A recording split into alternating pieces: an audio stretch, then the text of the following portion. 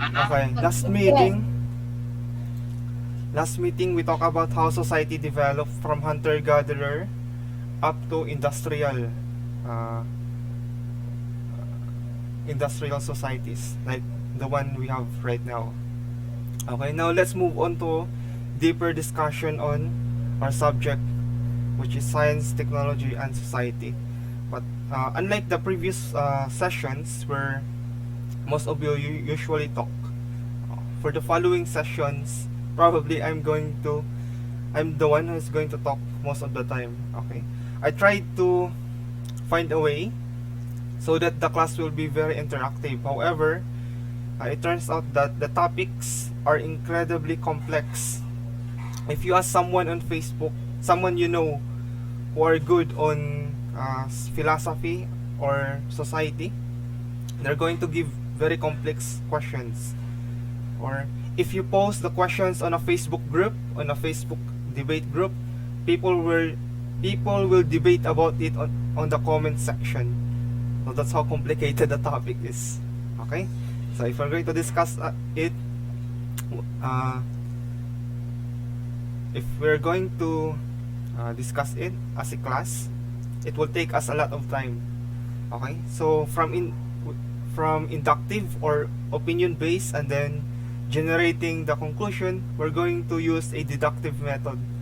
Kumbaga, I will be, for the rest of our sessions, I'll be someone like an authority, although I can ask input from you. Okay, as I've said, the topics are very complicated as it turns out. There are some topics that are very complicated. Okay, let's get started.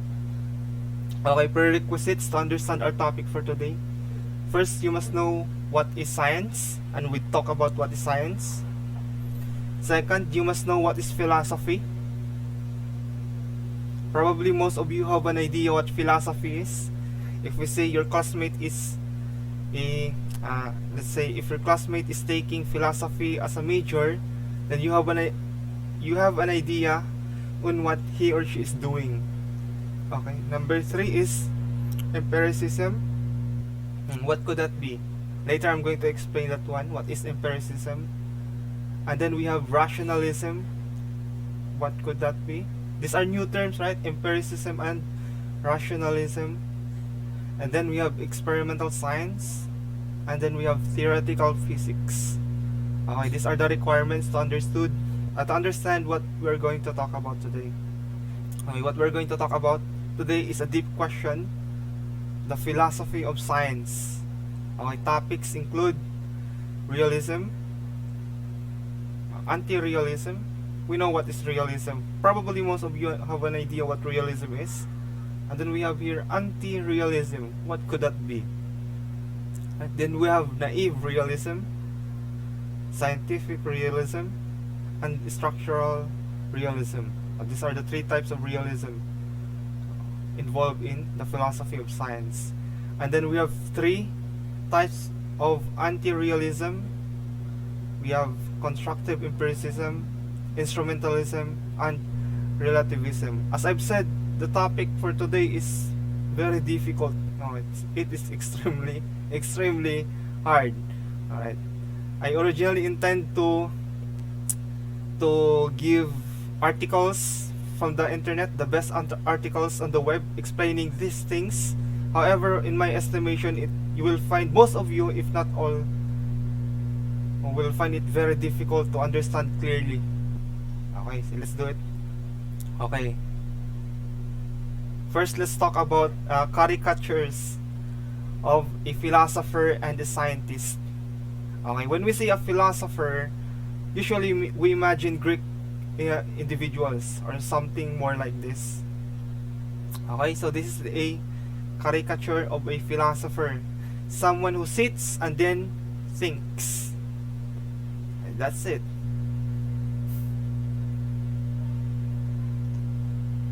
Okay, that's our first caricature. And then we have the second caricature, and this time it's the scientist. Something like this. One thinks, one experiments. So these are actually, if you ask people, they will give you this answer. Even in movies, in stories, philosopher, even card games, right? Even games, philosopher is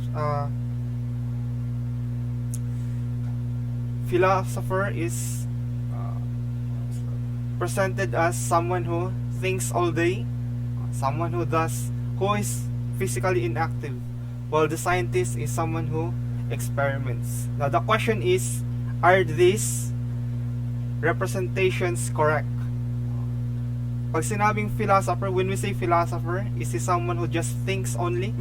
And when we say if he is a scientist, does he have to experiment all the time? Does he have to experiment to test his hypothesis?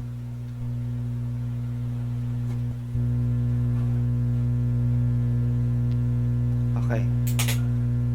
Here we have a quote. It's not only in media, it's not only in movies, games, or books that philosophers are presented as someone who just thinks, right? So even some high-profile scientists thinks the same, thinks that is what philosophers do. Okay, for example, Stephen Hawking, a world-famous scientist, said, traditionally, these are questions for philosophy. The questions he mentioned before in his statement is that, why are we here? Where do we came from? Okay, he said, traditionally, these are questions for philosophy, but philosophy is dead. That's what he said. A world-famous scientist said that. Alright, philosophy is dead. He continued, scientists have become the bearers of the torch of discovery in a quest for knowledge. Okay, this idea of philosophers is someone who is outdated, no longer relevant to the real world today. Okay, this is a picture of Stephen Hawking. If you are onto science, you may have seen him. He discovered, a theory of his concerning black holes was confirmed. So he became a world famous scientist. That is Stephen Hawking. So to him, philosophy is dead, and the scientists are in charge. Okay, let's continue. Okay, here we have a professor. I hope I pronounced this one right. Jacob Barsehan, something like that. I think he's Iranian. This guy. Okay, he's a professor. He was told the following statements. When he was in a university, a colleague or a teacher told him the following statements. Don't look anything in the philosophy lab, in the physics lab. Don't taste anything in the chemistry lab. Those are chemicals. Don't smell anything in the biology lab. Okay, those are frogs. Don't touch anything in the medical lab. You could destroy things. But most important of all, never listen to anything they tell you in the philosophy department. Okay, that's how they describe philosophy. Okay, in contrast, science is described differently. Okay, so science is celebrated throughout the world because of its inventions. Here we have a folding mobile phone, and then we have a automatic toasting cutting knife. So if you cut the bread, it will be automatically toasted. And then we have I don't call it, some sort of wheel, transportation wheel. If you're lazier, you can use this one instead of riding a bike. It's transportation wheel. And then we have futuristic cars, product of science. And then we have adjusting adjusting shoes. The shoes actually adjust to the pressure needed by your feet. It also ties itself. So that's a smart shoes. And of course, we have the tic-tac. A lot of people use this one. Okay? So that's the contrast between philosophy and science. Before I'm going to ask you things, I'm going to ask you questions. Let's talk about them formally. Right? We talk about the caricatures of science and philosophy. Now let's talk about them formally. Okay, number one, science. It is defined as the study of the nature and behavior of natural things and knowledge that we obtain about them. Okay, so number one is an activity. It's a study. And then, if you gain knowledge through that activity, it is considered science also. Okay? Science is both an activity and a body of knowledge. Okay? It's like a book. Okay? The knowledge in a book can be considered science, and the activity of experimenting can be considered science. Okay? So what does it study? It studies natural things. Okay, second, philosophy is the study of the fundamental nature of knowledge, reality, and existence. Okay, so it's deeper. So, for example, in philosophy, you're asked to justify your knowledge. Give an example of a belief. For example, there is a person talking to you right now, but you don't have evidence for that. I could be an artificial intelligence. I could be an alien hijacking your professor. So you don't know if on the opposite side of your screen is a person talking. Okay, so this is question asked in philosophy. Reality. It is asked in philosophy, are we living in a matrix? Or are we living in a world with material things?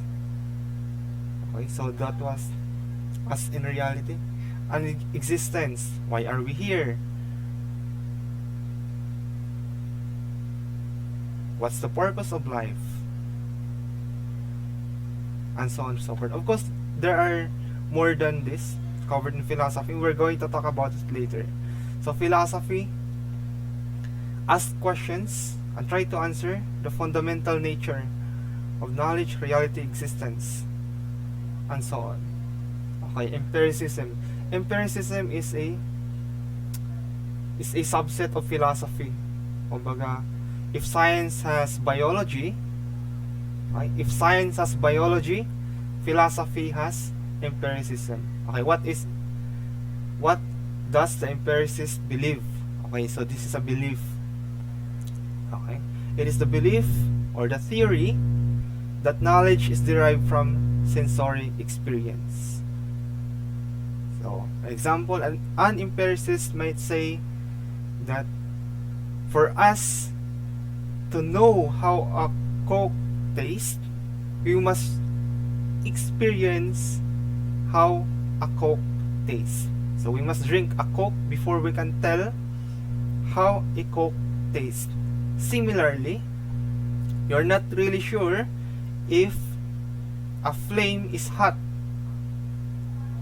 You're not sure about that. If a flame is hot, you will be sure that a flame is hot if and only if you touch the flame. That's what empiricists claim. Right? In the opposite side of the spectrum, we have the rationalists. They believe that the taste of Coke, the flame, could be an illusion. Okay? According to the rationalist, reason rather than sensory experience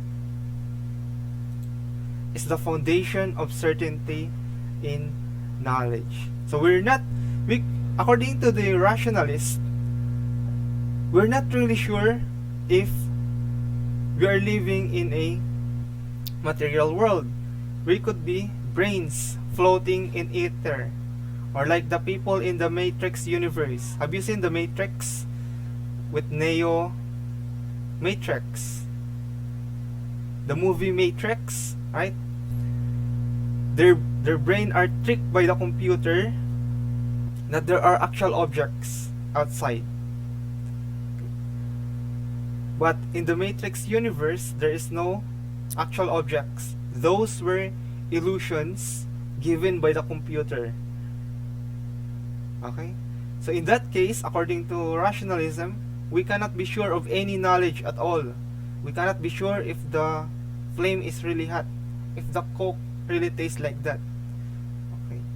There's only one thing that we can be sure, and that is our minds exist. And that's the rationalists. They don't believe that we're actually they don't believe the claim that we are living in a real world. Okay? They don't believe that. It is highly doubtful according to them.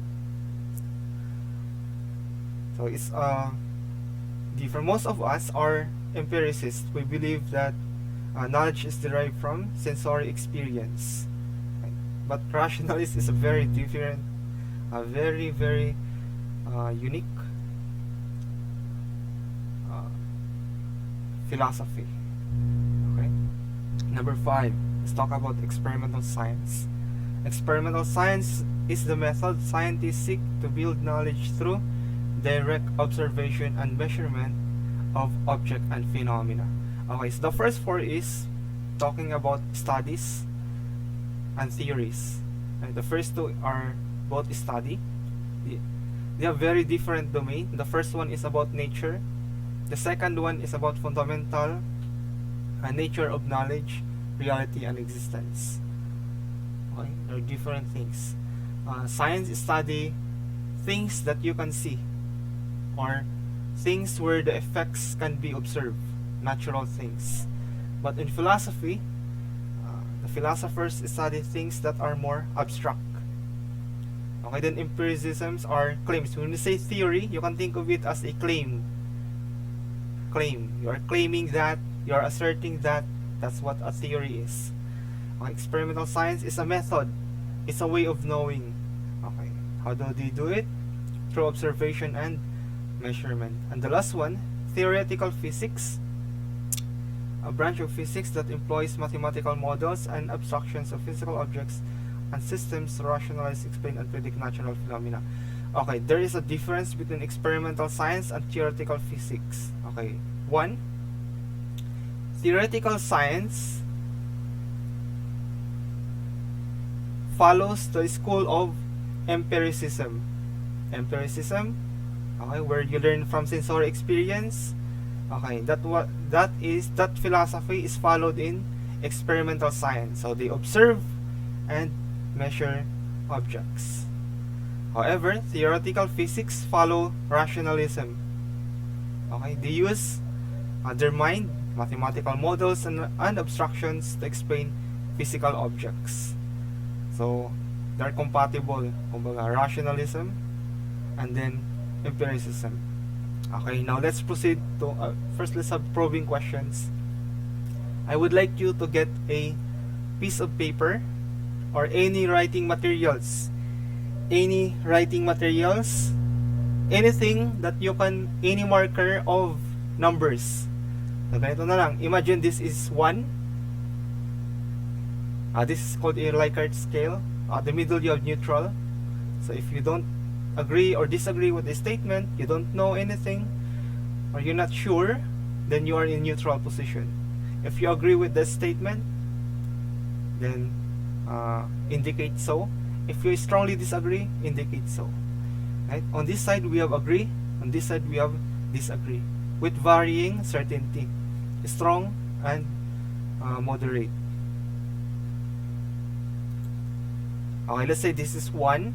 This is you can just write, forget the numbering, just write the words.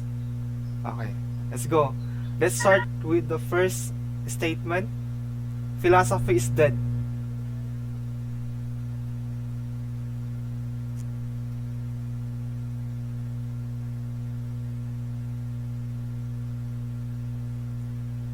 strongly disagree,